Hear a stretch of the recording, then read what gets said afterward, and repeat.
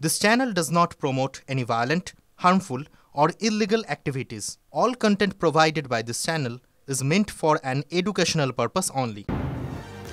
আর এই মুহূর্তের খবর ট্যাব কেলেঙ্কারিতে এখনো পর্যন্ত গ্রেফতার 11। আমরা বারবার কথা বলছি জয়নিকা, এবং সেক্ষেত্রে 93টি মামলা রুজু হয়েছে। সাংবাদিক বৈঠকে জানালেন এডিজি দক্ষিণবঙ্গ, এটা আন্তঃরাজ্য প্রতারণা চক্রের কাজ বলেন সুপ্রতিম সরকার।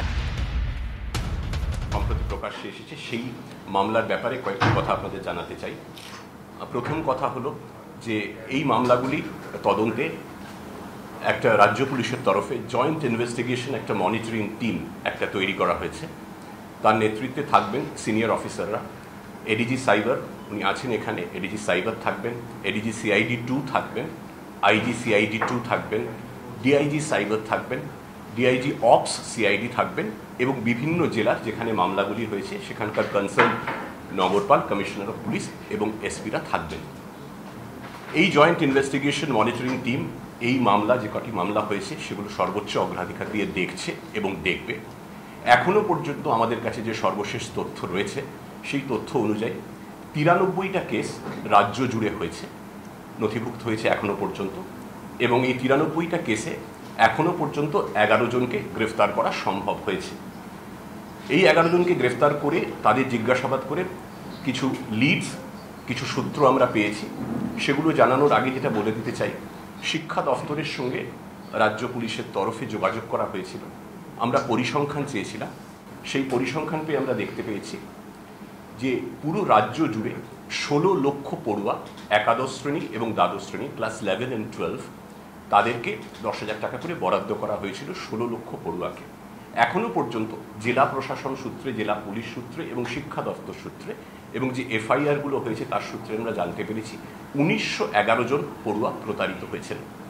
এক নয়, এক 1911 জন পড়ুয়া প্রতারিত হয়েছেন 16 লক্ষ পড়ুয়ার মধ্যে।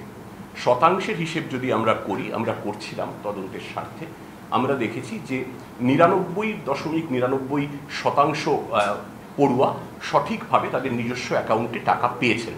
16 লক্ষের মধ্যে 1911%, হিসেবটা দাঁড়াচ্ছে 0.1-এর সামান্য বেশি। এই ক্ষেত্রে প্রতারণার ঘটনাগুলো ঘটেছে। তবে শতাংশের হিসেব যাই হোক না কেন, এমন একটি ঘটনাও, আমি আবার বলতে চাই, এমন একটি ঘটনাও কাম্য নয়, একটি প্রতারণার ঘটনাও অভিপ্রেত নয়। তাই যাতে ভবিষ্যতে এ ধরনের একটিও ঘটনা না ঘটে, তাই জন্য শিক্ষা দফতরের সূত্রে আমরা জেনেছি শিক্ষা দফতর আইটি ডিপার্টমেন্টের সঙ্গে, এনআইসি ন্যাশনাল ইনফরমেটিক্স সেন্টারের সঙ্গে সমন্বয় রেখে রাজ্য পুলিশের সিআইডি এবং সাইবার উইং তারাও প্রয়োজনীয় প্রযুক্তিগত সহায়তা দেবে, যাতে ভবিষ্যতে পুরো ব্যবস্থা এতই সুরক্ষিত করা যায় যে কোনোভাবেই আর এরকম একটি ঘটনা না ঘটতে পারে। দ্বিতীয় আরেকটি জিনিস বলতে চাই যে ছাত্রছাত্রীদের যারা বঞ্চিত হয়েছেন, প্রতারিত হয়েছেন, যে 1911 জন, তাদের আপনাদের মাধ্যমে অনুরোধ করতে চাই যে দুশ্চিন্তার কোনো কারণ নেই। রাজ্য শিক্ষা দফতরের সূত্রে আমরা জেনেছি যে প্রতিটি পড়ুয়া যারা বঞ্চিত হয়েছেন তাদের অ্যাকাউন্টে ট্যাবের জন্য যে নির্দিষ্ট বরাদ্দ টাকা সেটা পৌঁছে যাবে, সেটা পৌঁছে যাওয়ার প্রক্রিয়া শুরু হয়ে গিয়েছে। সবাই নির্দিষ্ট বরাদ্দ টাকা পাবেন। তদন্তের কথায় যদি আসি, আমরা 11 জনকে অ্যারেস্ট করেছি বললাম, তার মধ্যে 3 জন অ্যারেস্ট হয়েছেন গত 24 ঘন্টায় পূর্ব মেদিনীপুর জেলায়। তারা অ্যারেস্ট হয়েছেন, যারা অ্যারেস্ট হয়েছেন তাদের মধ্যে 2 জন মালদার বৈষ্ণবনগরের বাসিন্দা, একজন উত্তর দিনাজপুরের চোপড়ার বাসিন্দা। নদী ভাঙনের আতঙ্কে ভুগছে ঘাটালের 2 স্কুল। নদী থেকে স্কুল দুটির দূরত্ব এখন মেরে কেটে 4 ফুট। যে কোনো মুহূর্তে আস্ত স্কুল নদীগর্ভে চলে যাওয়ার আশঙ্কা। ঘাটাল ব্লকের নিমপাতা গ্রামের মধ্যে দিয়ে বয়ে গিয়েছে শিলাবতী নদীর একটি শাখা।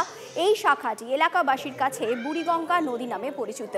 পাশেই নিমপাতা প্রাথমিক বিদ্যালয় এবং এলোচক মাধ্যমিক শিক্ষাকেন্দ্র। 2 স্কুল নদীগর্ভে চলে গেলে দায় নেবে কে? খবর পেয়ে এলাকা পরিদর্শনে যান জেলা প্রাথমিক বিদ্যালয় সংসদের চেয়ারম্যান অনিমেষ দে, ঘাটাল পঞ্চায়েত সমিতির সভাপতি, সহসভাপতি সহ অন্যান্যরা।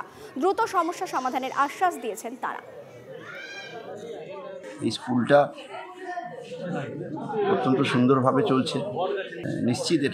নিশ্চিত করছি যে যত তাড়াতাড়ি সম্ভব এই স্কুলের বাচ্চাদের যাতে সেফটি সিকিউরিটির বিষয়টা দেখা যায়, সেটা পঞ্চায়েত সমিতি, গ্রাম পঞ্চায়েত, এসআই সাহেবের সাথে কথা বলে নিশ্চিত করব।